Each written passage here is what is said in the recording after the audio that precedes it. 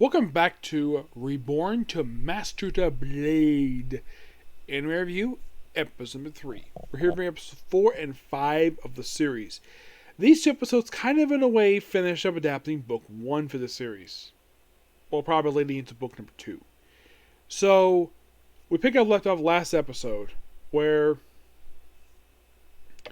basically the red-haired woman they introduced last episode, her name is Siesta, where you have Inga's fighter while everyone else does with basically the soldiers around them, and kind of really defeats her, but all because Rena comes in and she ends up choking her, and she says, "I'll allow her to live if you let me go."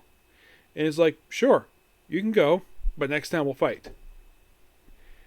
And she asks her name, which they introduce himself, and then of course, then they'll see each other again a little bit.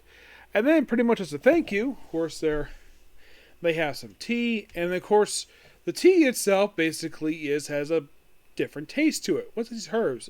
So a celebration. Yeah, and then of course everything's going fine until basically Saria, the Highlander, starts to get sick, and then turns into a magnetic beast. Yeah, it turns out basically that the tavern woman owner who served him tea is in fact part of the brigade, and she gets killed by her.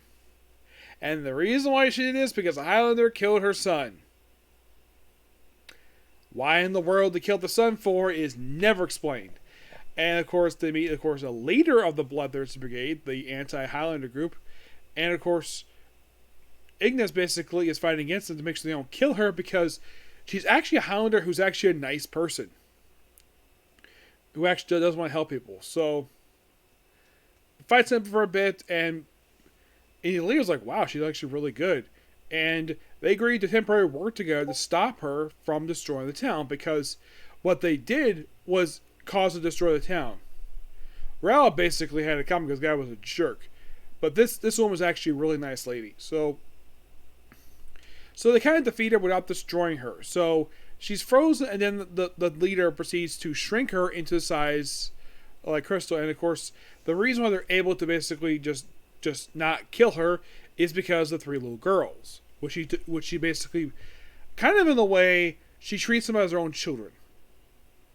Takes good care of them, and of course, grow up together to see her again, and of course, they take her with them, and she becomes a little creature. Of course, they leave, and they ride to the capital, and of course, the creature decides to stay in Inglis's chest. And they proceed to do this while she's trying to drive the cart. And then they arrive at a town at Hem, where, there's a magical beast.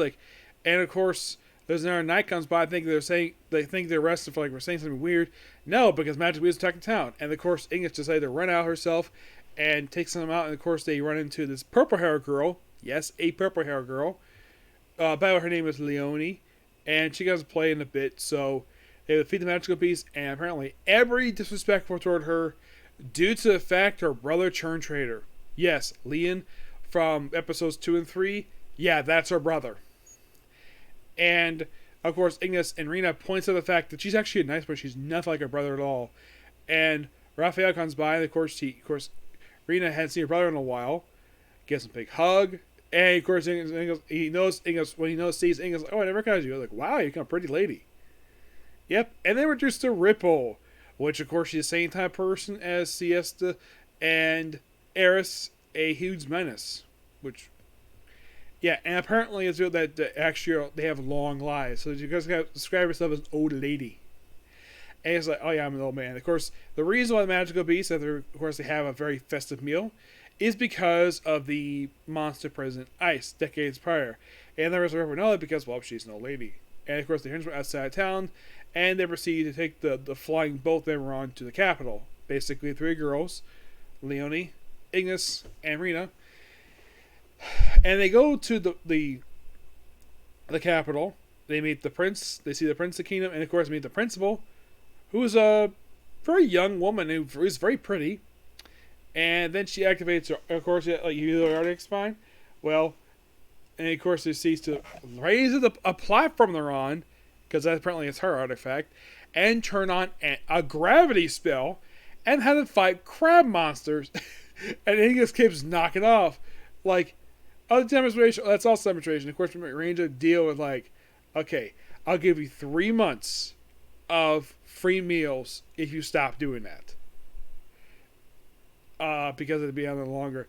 And of course, and basically all except her get knocked off. And then she finally knocks them all off, and they, of course, agree to the deal in exchange for some questions. What the questions are, probably hand on the screen. And pretty much we cut to where apparently that Ignis and Rena come back from eating their big, healthy meal. And, well, the blonde hair girl doesn't like the fact that she is, well, by the way, we're introduced to a few new characters in just this one episode alone. Yeah, in episode 5, we're introduced to Ripple, obviously. Prince Wayne, Maria. Yeah, that's the principal.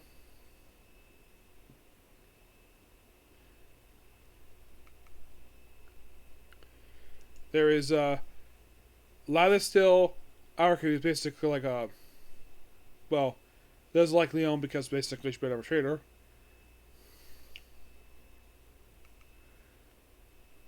And then we're all introduced to Pulam.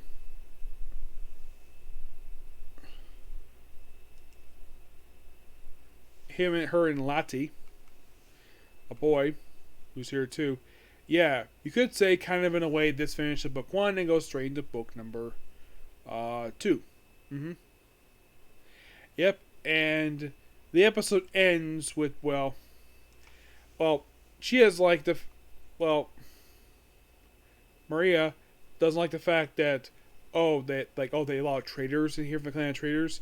Yes, so Ignis is, and of course Rena's like, she could stay with, like, anyone wants to switch rooms, like, she could stay with us, no problem. And of course they go to the room, and everybody seems to be fine with this. And the principal's very handy for normally a principal would not handle something like this. Normally this is something like the something that's in the hands of like a schoolmaster. Well, so episode ends while 3 of them sharing a bed. No, they don't do anything sexual. They just basically sleep together, and it's a nice happy ending. A good 2 episodes, and we're pretty much getting into basically book 2 now, which should be very interesting. So, you think of basically book 4 ended, episode 4 ended, that kind of when it wrapped up book number 1, and this started up book number 2. Yep, gonna read the books before then. So, this is pretty much the particular view. Please be sure to like, comment, subscribe, turn notifications, and do not hit this like button. Next up is going to be Konosuba! And then back to the series. Next video. Bye.